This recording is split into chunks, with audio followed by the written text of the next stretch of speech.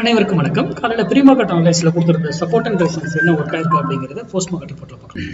First of all நம்மளோட intraday class பற்றி சொல்லிடுறேன். வருகிற 21 மார்னிங் 11:15 துவங்கும். ஃபர்ஸ்ட் டே கிளாஸ் மட்டும்.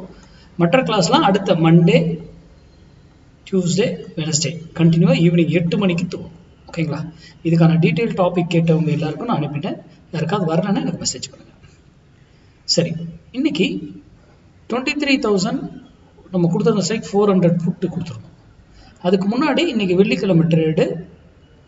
நம்ம சேனலுடைய ஸ்லோகனே என்னங்க? மண்டே ட்ரேடு மிஸ் பண்ணக்கூடாது, ஃப்ரைடே ட்ரேடு லாஸ் பண்ணக்கூடாது.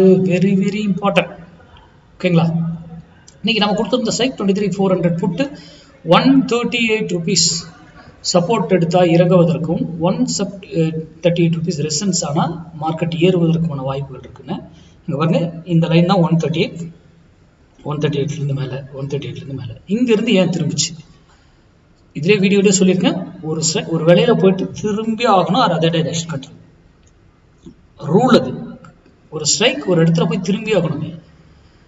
ஆனால் இன்னைக்கு ட்ரெண்டு முழுக்க பை சைடில் தான் இருக்கும் அப்படிங்கிறதும் நமக்கு தெரியும். ஆனால் அப்படி இருந்தும் புட் சைடில் நமக்கு என்ட்ரி எடுத்து ப்ராஃபிட் கொடுத்துருக்கு. கரெக்டுங்களா? சரி, இது வரைக்கும் மார்க்கெட் இறங்கிருக்கும். இங்கே பாருங்க, நம்ம விலை 138 கீழே வந்த உடனே மார்க்கெட் என்ன இருக்குங்க?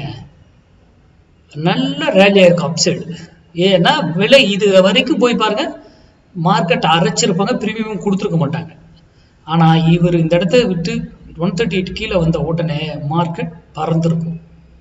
நம்ம போய் மார்க்கெட்டை நம்ம இங்க பார்க்கல. என்ன நியூஸ் வரப்போது, ஓப்பன் இன்ட்ரெஸ்ட் என்னன்னு தெரியாது. ஆனா இப்ப எல்லாரும் ஈவினிங்ல இந்த நியூஸ் வந்துருச்சு, அந்த நியூஸ் வந்துருச்சான்னு பேசிட்டு இருப்பாங்க. ஆனா ஏன் 138 இங்க எடுத்துட்டு போச்சு? சிந்திங்க. அதுக்கப்புறம் 138 இவர் கீழே வந்ததுக்கு அப்புறம் ஏன் மார்க்கெட் இறங்கிடுச்சு? இவர் இறங்கிட்டாரு, மார்க்கெட் ஏறிடுச்சு. மார்க்கெட்டுங்கிறது மேக்ஸ் அடிப்படையில் மட்டும்தான் இயங்கும். அதை சார்ந்து படிங்க.